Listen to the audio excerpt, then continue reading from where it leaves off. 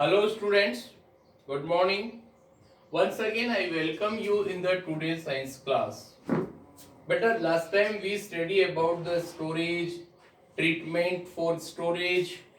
ये दो पॉइंट्स पर हमने कल बात कर ली थी और आज अपना इसका नेक्स्ट टॉपिक है that is the methods for storing.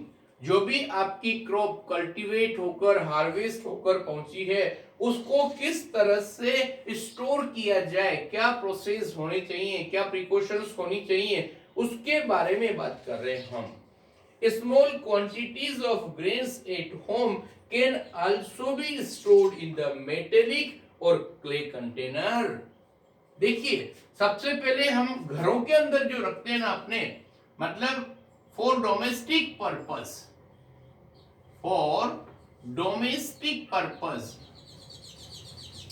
मतलब जो अपन घर में खाने के लिए रखते हैं उसमें क्या होता है, देखिए आप डोमेस्टिक पर्पस में they are stored in the that is metallic container, metallic or clay containers, clay containers।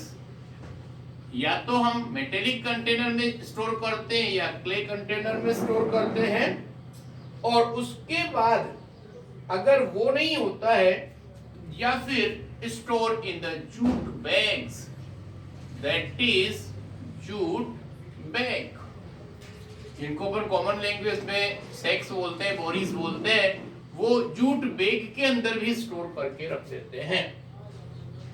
On large scale storage of grains is done in the silos and granaries, लेकिन कॉमर्शियल पर्पस से अगर आप food store करते हैं तो उसके अंदर silos और ग्रेनरीज ऐसे जगह होती है जहां पर हम मतलब फूड ग्रेन्स को स्टोर कर सकते हैं। अब पहले हम समझने की कोशिश करें कि सिलोस क्या होता है। Silos are tall cylindrical storage structure. Please remember, tall cylindrical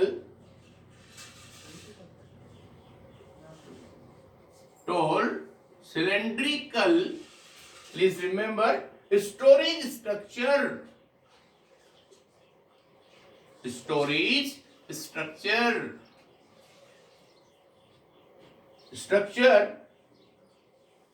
with opening. Please remember, मतलब कॉमर्शियल पर्पस से जब हम फूड को स्टोर करते हैं, फूड ग्रेन को, तो उसका जो फर्स्ट स्ट्रक्चर होती है बेटा उसका नेम होता है सिलोस। सिलोस में क्या होता है ध्यान से देखना, फोटो भी दिया आपकी बुक के अंदर। यहां पर टॉल सिलेंड्रिकल स्टोरेज स्ट्रक्चर्स होती हैं, उनके एक साइड पर ओपन करने के लिए एक लीड या ढक्कन या माउथ होता है और ये कहलाती है सिलोस।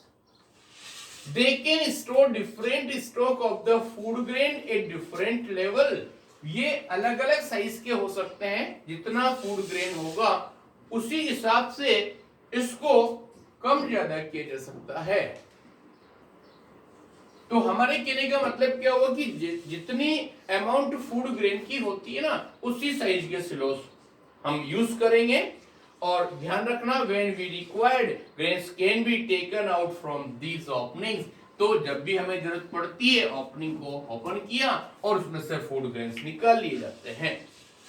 उसके बाद दूसरा नेम आ रहा है बेटा अपने पास, that is the granaries. Granaries में क्या होता है, they consist of the gunny bags filled with the food grain which are stacked in a large godown on the wooden railed platform away from the walls with alley for fumigation between the stacks।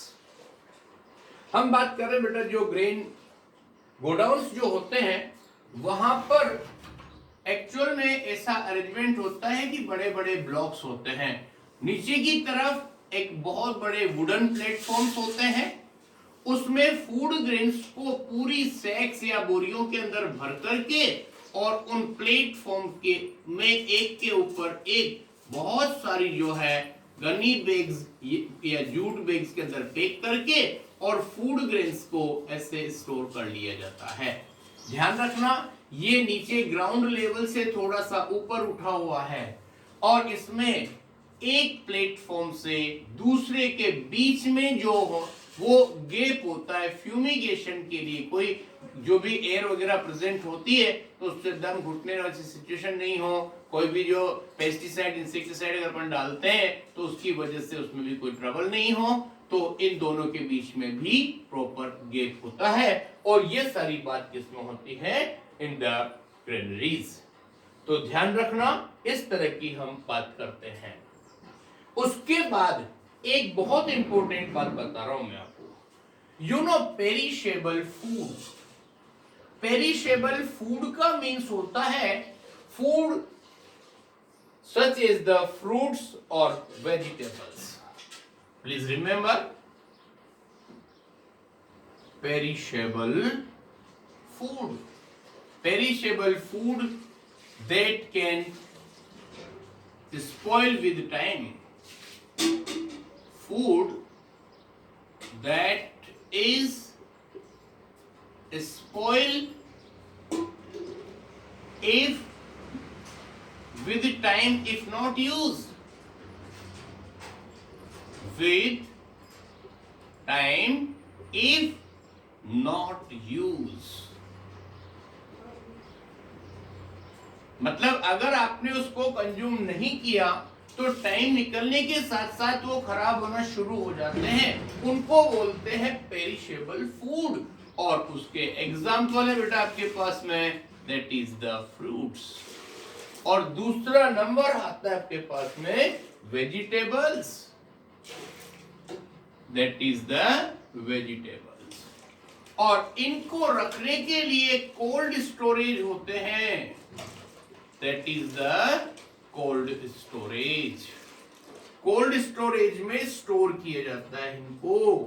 Please remember, store in cold storage. इतनी बात समझ में आ गई आपको।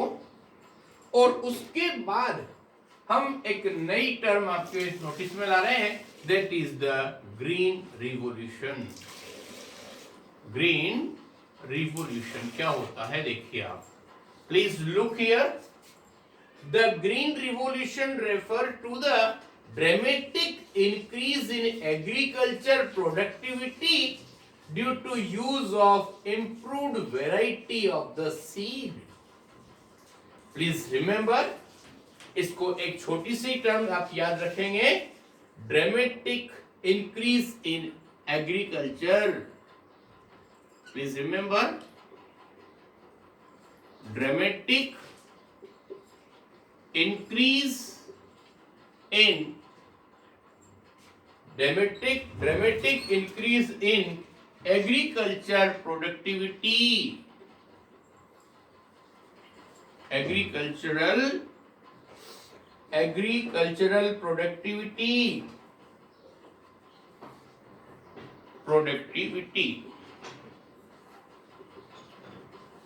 okay, productivity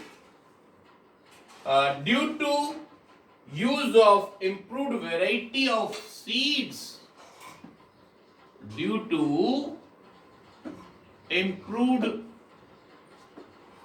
variety of seeds।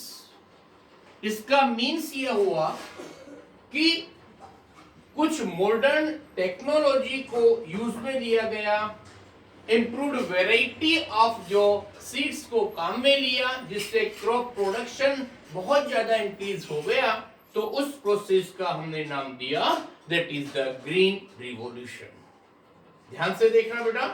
The other factor of leading to increase productivity are expansion of farming area और mixed farming. देखो हमने क्या करा, इम्प्रूव्ड वेराइटी ऑफ सीड आपने यूज किया, कोई दिक्कत नहीं है, लेकिन इसके अलावा दो फैक्टर और भी है ग्रीन रिवॉल्यूशन में, that is the expansion of farming areas, expansion of farming areas. फिर लोगों ने क्या करा, फार्मिंग का प्रोसेस ज्यादा फॉलो कर लिया अपने प्रोफेशन के तौर पर, that is the expansion of farming areas. और सेकेंड पॉइंट एक और था अपने पास में, यूज ऑफ मिक्स्ड फार्मिंग, ये आपने ज्योग्राफी में पढ़ा होगा। मिक्स्ड फार्मिंग का मतलब क्या होता है, एक ही टाइम में एक से ज्यादा क्रॉप्स डेवलप करना, ये मिक्स्ड फार्मिंग कहलाता है।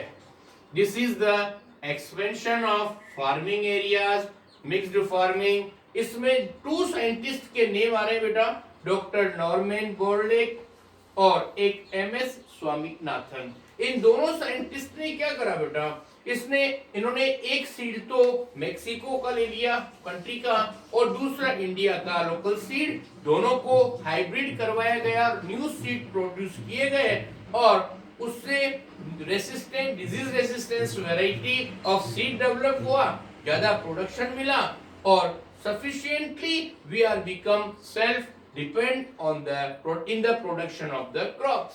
तो इस तरह से ग्रीन रिवॉल्यूशन से अपने कंट्री को इंडिपेंडेंट बनने में ग्रीन रिवॉल्यूशन का बहुत इंपॉर्टेंट रोल रहा।